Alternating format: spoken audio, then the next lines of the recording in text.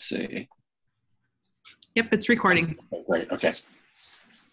Want to welcome everyone to our NAMTech Shared Conversation on OEM and OER, and a lot of great questions. I mean, it's always a hot topic at all our leadership summits and so forth. And obviously, it's an emerging trend for schools and so forth, and finding the resources and so forth. One of the things I just want to share. My name is Jeff Craven. I apologize. My video isn't working on my camera, but I think my picture's on there. That's good enough. Molly will actually she can imitate me, kind of like our Milli Vanilli thing, but just kidding. But again, I want to welcome everyone to our taking time out of your busy schedule for the shared conversation.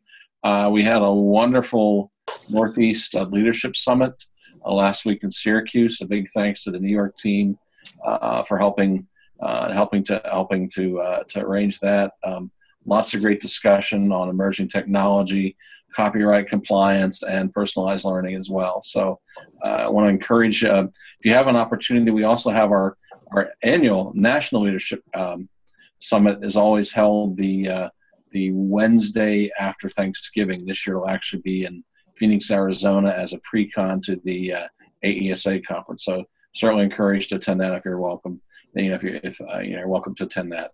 And with that, I'm going to go ahead and I'm going to turn it over to Molly, who also introduce our guests and so forth. And if you have any questions, just shoot me an email or just go to namtech.org. You can find my contact information. Thanks. All right, great. Thanks, Jeff. Along with OER comes a lot of questions in the topic of media literacy. And so we're really going to cover that today also. And along with me live, I have some panelists. I have Marissa Pinzant, and she is from the Nebraska Department of Education. And I also have Heather Callahan, and she is from Tech Integrationalist at Grand Island Northwest High School. And we have a little bit of a taped interview with Christina Ishmael, and she works in Washington, D.C. and has done some interesting things. But she's traveling to Portugal today. So I have a taped little segment from Christina, and we're going to start with that, and then we'll go to the live panel and questions, and then I'll have those gals tell a little bit about what they do in their jobs too when we get to that. So I'm just going to start with this quick little video from Christina, and I won't spend much time introducing her because that's at the beginning of the video. Please let me know if you can't hear this. Here with me is Christina Ishmael. And Christina, why don't you just tell me a little bit about yourself, what you're doing now, and then we'll get into how that can fit into our shared conversation. Sure. So hi, everyone. Christina Ishmael, Senior Project Manager for the Teaching, Learning, and Tech team at a nonprofit in DC called New America. In DC speak, we are a think tank, so we sit around and pontificate on education policy. Except I was brought on to try to move us to an action tank. And so really trying to provide more technical assistance and direct support to school districts and state departments of education. And so I'm their little guinea pig, which I like. And the Hewlett Foundation funded me to come over to New America and supported the work that I was doing around pre-K-12 open educational resources after leading a project at the U.S. Department of Education's Office of Ed Tech. I know Molly from my years in Nebraska when I was the digital learning specialist at the Nebraska Department of Ed. And then prior to that, I was a classroom teacher in Omaha in 2 different districts where I taught elementary school with largely ELs or English learners. And so I have a wide variety as far as being in the classroom to state level work and then federal level work, and now into policy world, which I never thought I would get into. But it's really cool. And like, I nerd out on these things now. So, I may get really nerdy in this conversation. That's so great. That's great because, we are fellow nerds here too. So we love that. Awesome. Good company then. Yes. Well, thank you so much for being with us. I guess I'm just going to start off. What do you see happening in the world of OER? Because you're more looking at it from a larger perspective than we are in our small districts or even our area service agencies or our states. So what are you seeing? Yeah. So I would say, fortunately, because of Go Open that started in October 2015, that really served as a catalyst to increase the amount of resources that are available, but also that districts even know that this is an option when they look at instructional materials. Because if, excuse me, you are aware of the curriculum adoption process and you call the publishing companies and you have them send their things, and that's not really an option with OER. There's no marketing budget involved. There's no one to call necessarily. I get a lot of those calls, which I'm happy to, happy to answer. But I think that there's just been an overall increase in awareness as well as the resources that are available. And because of that, we have seen more adoption and actual implementation of OER. After I left the department, there are officially 118 Go Open districts, which is where they commit to replacing one textbook, one grade level, one content area within a year. So 6th grade science, for example, not a full K-12 scale right away. I was able to kind of step back and have those larger conversations with district leaders and say, what do you want teaching and learning to look like? And then how can those instructional materials help you in that process? And so because of that, we've really been able to look at a more holistic view of the role that instructional materials play. And we've also identified a larger number of districts that are using OER, whether that is full comprehensive OER series or openly licensed series like Engage New York or all of the content from Open Up Resources. So we continue to map that out on our project site. We have over 250 districts that are identified, at least on our site. And we know that there are plenty more that we just haven't been able to identify. The new kind of aspect of OER that I'm really excited about is how we can leverage resources that are openly licensed to make curriculum more inclusive. As I mentioned, I taught ELs, and I spent a lot of time customizing content for my Spanish speakers, for my students that came from Togo, West Africa, for my Russian students. And we know that we already do this. And so making sure that they have some sort of representation in the materials and that it feels relevant to them. And so we don't necessarily get that opportunity with traditional materials. And so that's what I'm really excited about these days when it comes to OER and having those conversations. Yeah, that's really exciting. I like that equity to all students, that they can see themselves in the materials. Yeah. Great. Yeah. What would you say is some of the biggest hurdles or barriers for schools that are wanting to look into using OER, maybe not even committing to the Go Open, but even just on their own, they want to start? Yeah. So the biggest challenges are time, because it's not something where you can just call and get the whole series like shipped to you kind of thing.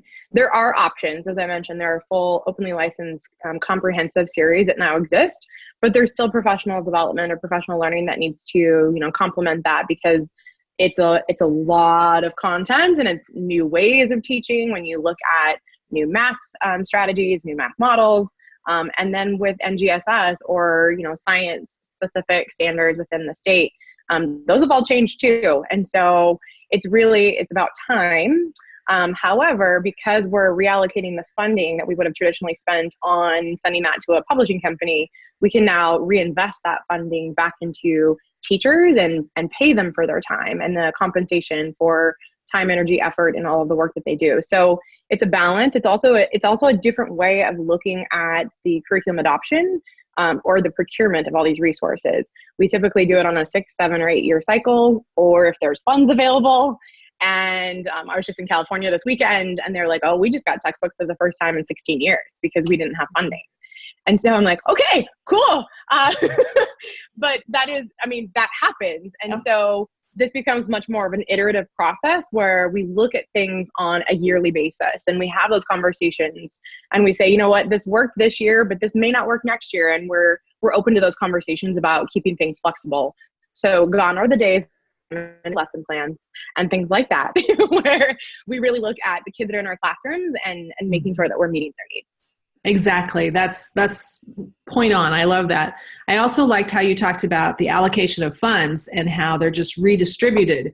Sometimes we think of open education resources, we think of free, meaning monetary money that's going to save the district money. Yeah. And that's not necessarily the case. There's a lot of things that money needs to go to make it happen and happen well. Absolutely. Yeah. So Yeah. The professional learning. Yes, of course. The compensation, the teacher compensation, whether that's paying them for time in the summer, covering substitute teachers to come in throughout the school year, like whatever that looks like, also goes into the professional learning. Like if you're looking at new strategies and new instructional models, you may need to provide professional learning on that. So there have been a number of districts that are like, you know what, we're going to go project-based learning, and then we'll figure out the instructional materials role and all of that. That requires professional learning. And so that is a completely different model than what we are used to in classrooms, unfortunately. I think we're like seeing more and more people try new instructional models, but yeah, there definitely has to be that professional learning investment too. Yeah, great. What curriculum area do you see has come the farthest or has made the most progress in having OERs available? Yeah. So when I first got started in this, I would say there were more resources in math and science. And I'm really happy to see that there are more resources in English language arts and ELA. So I know whenever I've had conversations with secondary ELA teachers, they're like, I've already done this. Like I've done this for years. Like they have the textbook, but then they put together their own units or whatever. And so I think to see more and more resources that are coming out for ELA, there's still, of course, a need. Like there's a need for more foundational pieces for early or like primary years. And there are more that are coming out. So Open Up Resources that I mentioned, they have 2 different K-5 English language arts series. And they have, the foundational pieces for K2, but there's definitely a need for more of that. And I would say more growth in world languages. The University of Texas, Austin have a center, the Center for Open Educational Resources and Language Learning, or CORAL, and they're developing content in a variety of world languages, which is awesome. I had the chance to go to Egypt over the holidays, just on a personal trip. And it was with a whole group of teachers. It was actually like a group, it's a tour that takes teachers on these amazing tours. And I was sitting next to a woman who teaches Chinese in Chicago public schools. And she was like, what do you do? And so I showed her some things. And then I actually pulled up Coral, and she was like, wait, there's Chinese 1, 2, 3, and 4 on here. And I'm like, And so she's like, oh my gosh, I don't have to buy a textbook. I can go back and tell my district that they don't have to buy me a text. Yep. So more in like world languages and non-core content areas as well. Good. So you're seeing it expanding all the time. Yeah, which is super exciting. That is exciting. Something you kind of touched on earlier too, but can you speak to how teachers or schools or districts that are trying to implement OER can ensure that they are getting quality of content? Sure. Is there some strategies? Is there a program? I hate to say that, program. No, I know what you know. Yeah, absolutely. Yeah. So when we start kind of like with the large conversation about looking at specific instructional materials or full series or whatever else, I point people to edreports.org. And then the state of Louisiana Department of Education have an instructional materials review. And they put together a team of teachers from across the state, and they looked at the most commonly used series and benchmark assessments, which I also appreciated. And they reviewed them. They put the completed rubrics up there so that you can see why it didn't meet certain criteria or why it did. And so it's tier 1, 2, and 3, exemplifying, approaching, and then not meeting or whatever. And so when I talk about this on a holistic scale and say, look at the full series, go try and look at these things, in EdReports and in Louisiana's reviews, they have quite a few OER series that happen to be like on their tier 1 or have passed the gateways that EdReports do, which is exciting. When it's more units of study and individual objects and things like that, I generally point people to equip their rubrics that they have. The reason I like these is because they are really comprehensive and robust. So let me start by saying that.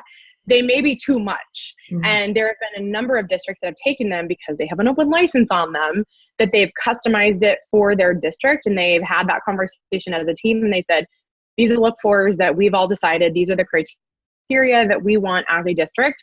And so they've pared it down, or they've simplified the rubric, and then are able to review through that lens.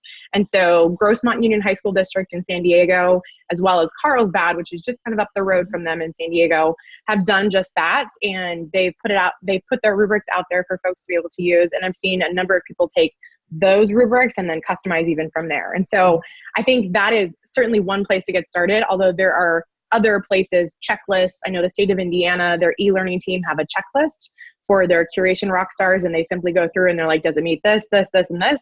Great, then it's going to pass, and we're going to put it as part of our kind of repository of things. So it really varies, but there are certainly protocols and instruments or tools to be able to use in this process. Right, and I think that that's really what we're trying to establish in our districts, that idea that it's a process. It's not just a pull and take and not customized. And right there, as you talked about that process, the rubrics and customizing them to your needs and your districts, and then finding the content and everything, there goes back to that time. And so we know that it's more time than buying a textbook and pulling it off the shelf, but it meets our learners and where education is going. And so it excites me, even though it's a time and a process. It is.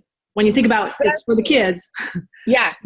And I think not only for the kids, but probably within every district that I've worked with, I've also heard directly from teachers saying, this is the most incredible professional learning that I've ever received. And not that I've received it, but that I have been a part of, because I'm trusted as the subject matter expert or as the content expert and the professional that I am, and that I can have these robust conversations with my peers where it may be a moment to really unpack standards, because I think that I know the standards, but when I really get into it, I may not, and that's okay, because we can have those conversations. And then digging into that and then finding the resources, being allowed that time to collaborate and really modeling what collaboration can look like. So it's really cool to hear teachers talk about this, and like 30-year veteran teachers that are like, I've never been a part of something like this, and this is incredible. And so the buy-in is also critical as part of all of this, because it's not being given the curriculum and saying, go teach. It's, I'm a part of this, and I can also get my students to be a part of this, which is pretty cool. Wonderful. It just pushes us all to be better teachers. And better learners, because we're learning in the process of becoming a better teacher. Yeah. Absolutely. Excellent. Okay, I'm going to switch focus just a little bit on media literacy. So what are some big topics in that? What can you tell us? What are you seeing? What should you suggest for us? Yeah. So I live in Washington, D.C. Let's start there. I work around the corner from the White House, which is also interesting on a daily basis. So as Jennifer Lagarde and Darren Hodgins have a new book from Iste called Fact versus Fiction. I cannot talk about this book enough. I have referred to it in several sessions recently. I will be doing a session in Nebraska actually at the end of this month, and we're going to talk about this. So they're actually trying to get away from using the lazy language of fake and false news, because we want to call it out on what it actually is. Is it propaganda? Is it misinformation? Is it opinion? Things like that, which I really appreciate, giving it specific language and helping students identify what this type of news or fake news may be.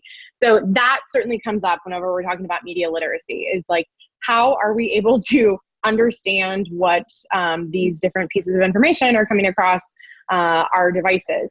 What I did find really interesting in the book was we provide students with devices so often, tablets, computers, like whatever it may be. But when they consume information on their smartphones, it's different. And I had never given this any consideration. They actually have a self-assessment in the book with screenshots of different websites, and you're supposed to be able to identify or not identify fact versus fiction, and then identify if it is that misinformation or propaganda, et cetera. And I missed 4 of them out of 10 because it looked real on a smartphone. The way that they, get rid of things on the sides and like whatever else. So you can't actually tell, and you can look at the URL and do all the things that we would typically do when we consume that information. I just found that really interesting. So that is like one extra like piece that I've never considered in conversations with students.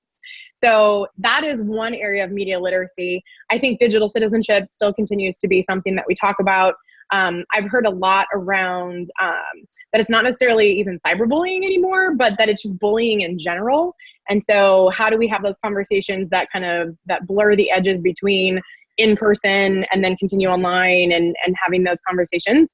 And then something else that I'm obviously pretty passionate about is around copyright. And I led a new session yesterday called Conscientious Creativity. And I think that was the hook, because I could talk about creativity and how we want kids to create, but then how do we do that and model being good stewards of intellectual property in the process, and then talking about copyright, fair use, and Creative Commons through that.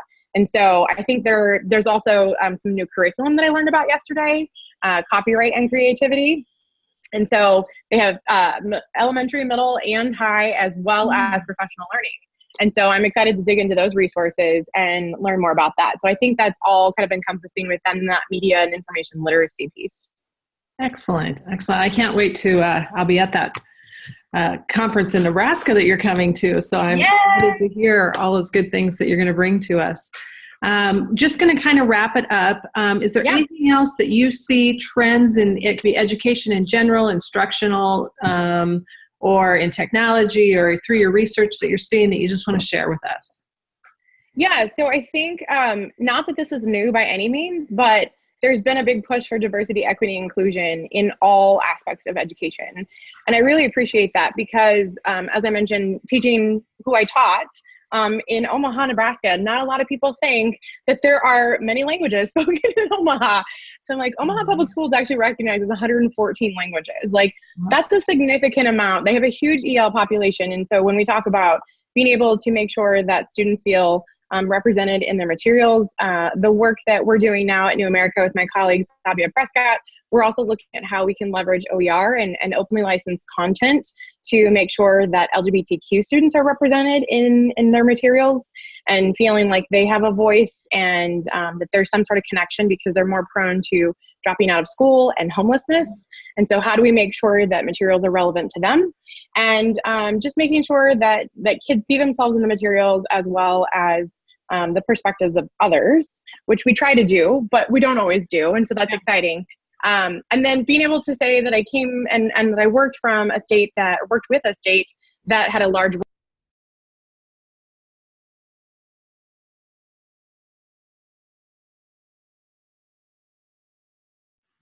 I'm so sorry, that was my fault. Technology, I couldn't get my cursor to work. I completely apologize. She was almost through. Geez. And I even work in technology. I apologize.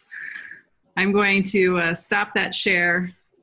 And now we are going to have our panelists here introduce themselves and tell a little bit about what they do and maybe their roles that they in either OER or media literacy in their positions, and then we'll get to any questions that we have after that. And Marissa, you're big on my screen now, so I'll let you go ahead and I'll. Thank you. I'm Marissa Pazan, and I'm actually the English Language Arts Specialist here at the Nebraska Department of Education. And interesting, so it sounds like Christina was the former digital learning specialist. We do have here at the department, we have a digital learning director. I don't know how many, I'm going to drop her name in the chat just so everybody knows. I feel like kind of a runner-up for her. She's actually en route to Florida as we speak, but I was able to kind of touch base with her yesterday. So any questions that come up today that maybe she could respond to better, I'll just drop her email address in there. But yeah, Dorian Avey is our digital learning director, but I do all of the ELA stuff. I do K-12 English language arts. As far as my role with OER, it hasn't been that significant quite yet, because right now the focus has been on more the CTE, the career and technical education side of things. They're doing a ton of work creating and vetting new resources for PE and health. Those two areas tend to have just kind of a lot less content, fewer resources. So I haven't been terribly involved with OER, but I'm pretty familiar with all the work that Dorian is doing. But I will say too, we have the multiple literacy standards in our 2014 revised ELA standards. Those standards do start the revision cycle again in next year, next spring. We'll probably be revisiting those, and so those kinds of issues will become very relevant again to my work as we look at how the new standards will be adopted for 2021. So.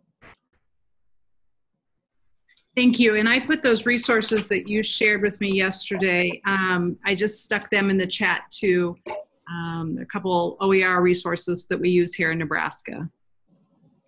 All right. Thank you, Marissa. Heather, do you want to tell us a little bit about yourself and what you do there at Grand Island Northwest and how OER and media literacy fit into your job?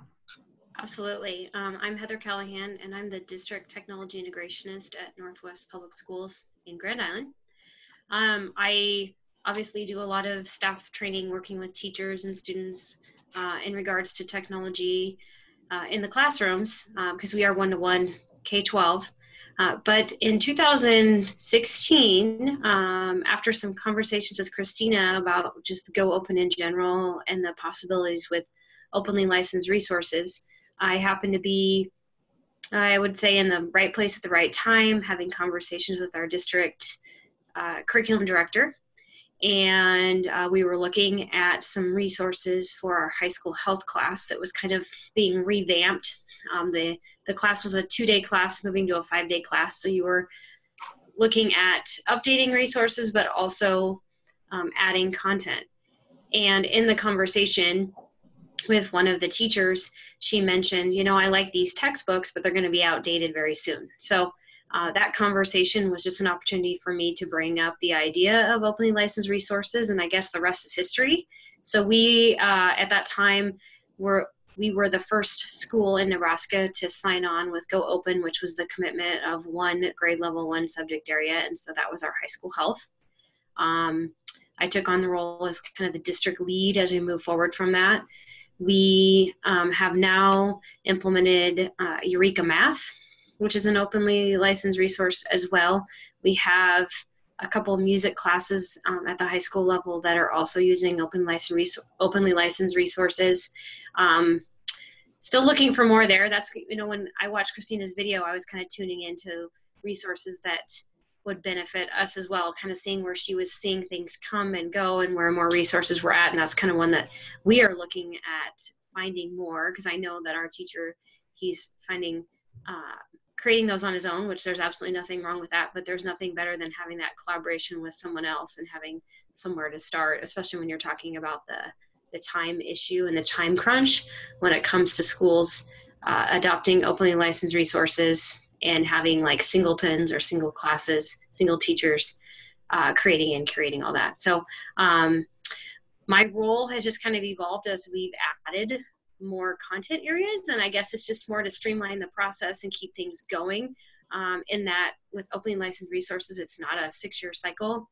As Christina mentioned, it's more, you know, consistent things year after year, trying to decide what works and what doesn't, and adding and using what's out there. So I'm happy to answer any questions anyone has as far as what we're using and where we've gone. I'm excited about the OER hub that Nebraska has implemented too. I think that's going to help things just take off across the state so other schools can be successful in their adoption as well. Excellent. Thank you, Heather. If anyone has questions, they can unmute their mic and ask them, or they can type them in. And I do have a couple. I'm just going to start with one, and I'll go ahead and start with you, Heather, here. What would you suggest for schools that are considering going to begin using OER to ensure that they have quality of content? One of the things that we did was we worked as, you know, as a team with the other people in the content area. And then you start with things like OER Commons and CK12. I saw you have the rubrics posted there, the Achieve rubric, the OER Commons rubric, and just having everyone on the same page. When you have those rubric, everybody's looking at the same thing, they're evaluating in the same way, so there's not any discrepancies there. So that consistency, I think, is important, and then having everyone kind of in the same room at the same time too, because I think those conversations are very valuable when you're going through the process. Right, very good. Thank you. Jeff, you got to holler if someone posts a question. Marissa, I'm going to direct this one to you. What are the big topics in media literacy that you feel should be addressed in schools, or maybe they're not being addressed and that we need to do a better job of that? Okay. Yeah, and I did see a question kind of further up on the stream. What's the Louisiana resource that Christina mentioned? And I just put in there, it's not a link, but their big initiative around instructional materials is Louisiana Believes. I believe that's what it is. Okay. I could be wrong, but that's where you can find all of the reviews of the materials and their tiered system for reviewing instructional materials. It's not the easiest website to navigate, but your question was about the big topics in media literacy, is that right? Yes. Yeah. You know, I think that when I think about that question, I look back on my own teaching experience, and I think those topics, the big topics, should kind of be determined locally and just depending on what's going on in your school community. I know when I was in the classroom one year in particular, we had a number of students engaging in some inappropriate texting behavior, and it really became an opportunity in the classrooms to just kind of talk about digital citizenship and, you know, kind of go back to some of those standards. So I will totally agree with Christina that the fact versus fiction, and I jotted that down. I really like the idea of really helping kids not just call it fake news, but what's fake about it.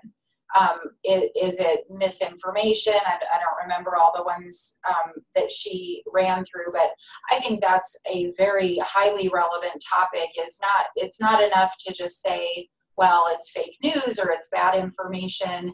We need to teach our students to be a lot more discriminate about what makes the information wrong or bad, and not only what makes it, not only labeling it, but what are the potential implications of that kind of bad information that's out there. What is the danger around that type of information?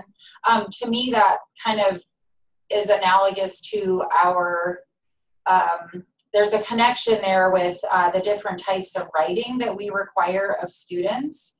And if we're teaching students to distinguish between different types of writing, I think it's an easier leap to then have them understand that there are different types of wrong, false, inaccurate information, and really getting them to dig a little deeper into those modes, and kind of that I think that could easily translate into understanding the different types of things that are floating out there. Fake news, to use the lazy term.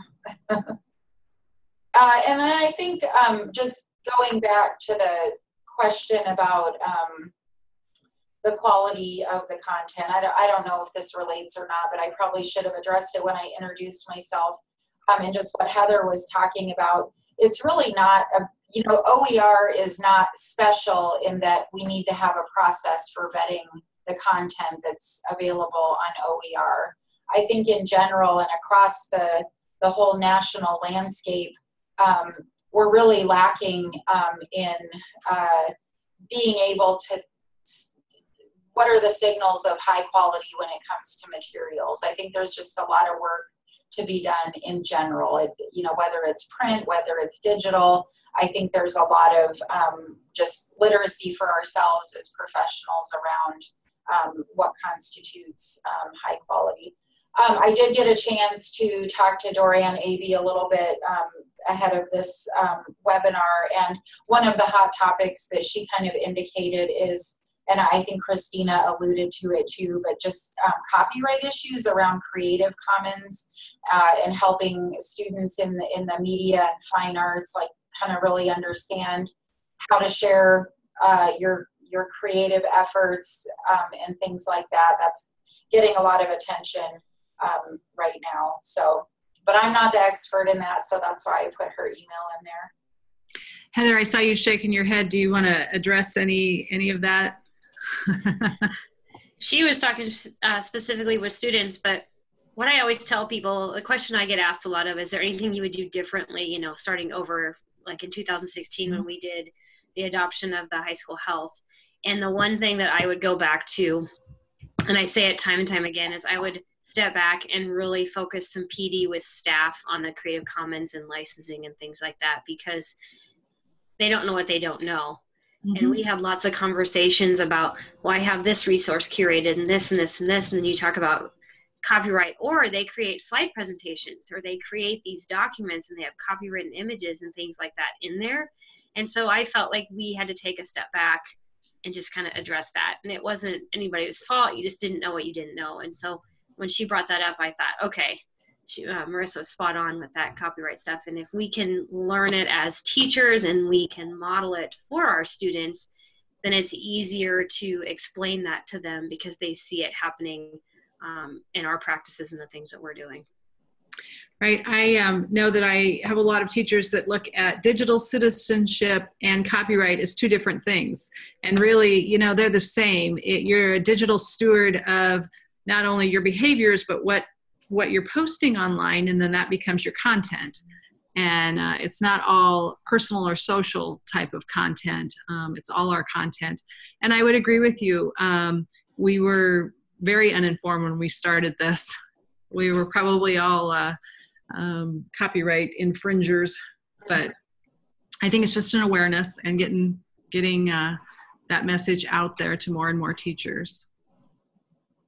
Yeah, and even here in the department, you know, we had a refresher. I think it was last summer, and someone came in and just talked about fair use and copyright, and it's just you know, even if you already feel like you've covered that, I think it's always a good idea to revisit. Because, you know, OER stuff, it just brings up new questions and new issues. And I think teachers always have those questions. Maybe they're just asking for a friend, but ask. Yeah. I know it's not perfect. I know we're not perfect. And I feel like the more I talk about it, the more I think about it, it becomes more of a habit. You know, everything I do, I have in the back of my mind copyright things, and that's what we need to keep doing, is just keep bringing that up so that it becomes habits for others. You know, whether you're using OER resources or not, there's so many things that are happening, and just having that in the back of your mind is good practice. Yeah, and I think that even talking about that habit, getting in the habit of labeling or putting our stuff with Creative Commons, because a lot of times we'll create something, say a slideshow or something, and maybe everything in it is legitimately copyrighted, but somebody say, well, share that with me. And of course we do. And before you know it goes to someone else, which we're probably fine with, but we just never take the time to put that Creative Commons license on our own work. And so that's something that we need to get better at doing. All right, Jeff, anything else out there from the panelists that anybody have questions? I haven't seen anything. The copyright obviously has been that was really a hot topic at the Northeast Summit and so forth, because again, there was just so many, I mean, as the technology and so forth changes, and I'm sure it's the same way with the OEM-OER resources. I mean, what we're using today doesn't represent what we'll be using tomorrow or what we used yesterday. And of course, that's always kind of a moving target, you know, when we start talking about copyright and the technology policies. So great discussions. All right. Oh, here's one that just come up. What was Christina's name and her information? I'll put that in here in a minute. I'll put more questions up, and then I'll stick her information in there. Here's one more question, and I'll let you both talk about it. But Christina talked a little bit about allocation of resources and so forth, but what would your suggestions be for administrators or schools when considering OER adoption, whether it's the allocation of resources, the funding, the time? Heather, you being through it, do you have some suggestions of a way to start and get it going? Full school, right? Yeah, I think Christina was spot on when she mentioned like the authentic PD. You know, districts are putting money into professional development, and they're always racking their brains about what professional development is the best, what do we need, what are we doing? And the center of it usually comes back to students, learning, content, best practice. And I think when you think about those types of things and you're giving them that authentic opportunity to connect with those standards, that is authentic PD. And Christina was spot on. She said they might know the standards, but do they really know the standards? So when they create the content or they're curating something that's out there, they're really making that connection as an individual or even as a team that's working together on the content. And it's an investment in your staff. That's one of the things we talked about in a leadership meeting here was the investment, the reallocation of funds. You're investing in your staff instead of throwing the money outside your district, I guess. It's kind of one of the conversations we had about it. I'd add to that too, Molly, that, you know, and I know Christina too talked about the standards have been brought up, and kind of our propensity to do like a, you know, let's unpack the standards. But I think what we're trying to make more of a shift toward is understanding the shifts in the standards. You know, when your standards are revised, you know, to use ELA as an example, between the 2009 and the 2014 ELA Nebraska standards, 70% of those stayed the same. But it's that 30% that you want to look at.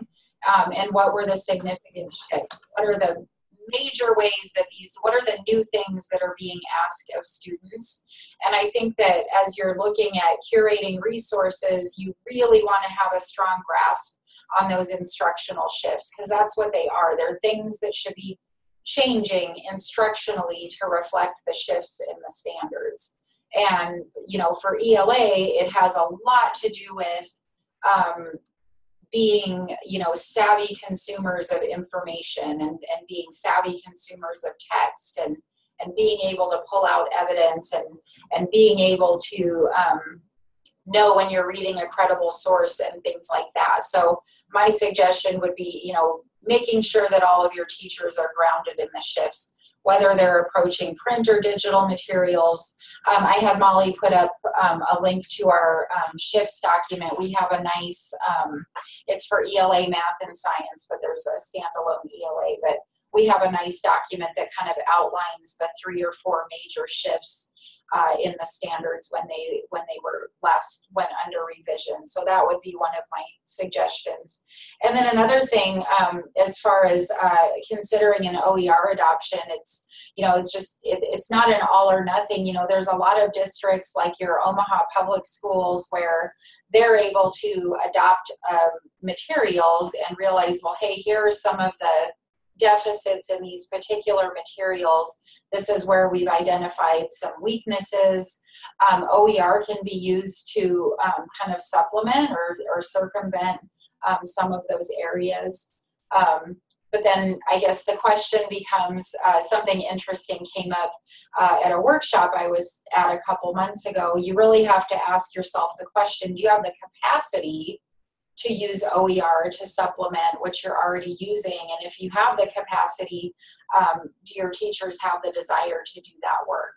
Because it's work, you know, aligning what's out there in the OER common space with what you already have, and making sure those things are mutually supportive. It requires a lot of work. And so do your teachers, and, you know, if you have the capacity, do they have the desire to engage in that work? One thing that I will add to, when you were talking about it doesn't have to be an all or nothing thing, I mentioned that we went with Eureka Math, K-5 Eureka Math adoption 2 years ago. And I think the interesting thing to note about that is our curriculum director and our math teacher team went into that evaluating several different resources. It wasn't something where they went into the process saying, we're definitely committed to openly licensed resources. They went in and evaluated a couple different publishers and along with the Eureka Math. And when it was all said and done, that was the one that was hands down chosen by all of the members of that team. So I think that's always interesting to notice that there, you know, and I always bring that up when people ask about the quality of content and that type of thing, and that speaks volumes for what is out there, that one particularly, but also the process of going through and seeing what's out there and making those decisions. And it wasn't a commitment to OER, it was just, we're going to do what's best for our learners, what's best for our school needs, and that's what it ended up being. Excellent. Any last final questions? Well, I want to thank Heather and Marissa and Christina for being part of this. And I had a slide actually with you, both of you gals' contact information, and then I cut off the video. I'll just stick it here in the chat before I go, if that's all right with you. If anyone would have questions, they could just contact you then. But I appreciate your time. And Jeff, any final comments? I do not. I want to thank Molly. Thank you for pulling all this together, and Heather and Marissa for taking time out of your busy schedule to join us and share with us. I'd also like to thank all the members and so forth that have tuned in, our participants for today's conversation. For me, I thought it was extremely interesting. Continue to be fascinated about the whole OEM-OER because it's one of those topics that I think it continues to emerge, and what what it was 3 years ago isn't what it is today. It continues to mature and so forth. So it's something we're going to continue to be working with. So certainly I think it's a topic that we're definitely moving forward with. So. With that, again, I just want to remind everybody, if you have the archive copy will be on the NAMTech website. We'll have that up under our shared conversations. It'll probably be about a week or so until we get it posted, but it will be there that we can share the this recording. And also, if you get an opportunity, we'd love to have you join us in Phoenix in November. So, great. Thanks, Jeff. Okay, thank you. Appreciate everyone. Okay. Thank you. Okay. Yep.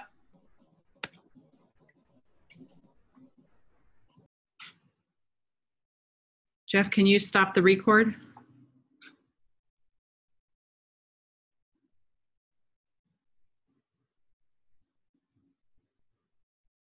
Can you stop the recording? It won't let me do it. I can't, but I think when we leave it, it will stop for Angela. I don't think I have permission to do that either. Oh, yeah, maybe I do. The record file will be converted to a MP4 when it ends. Yeah. I don't think I can, but I think if we all leave, it'll close, or else Angela will have to cut the end off when she comes back. Sounds good. All right, thanks. See you, Jeff. You'll see you, Molly. Bye.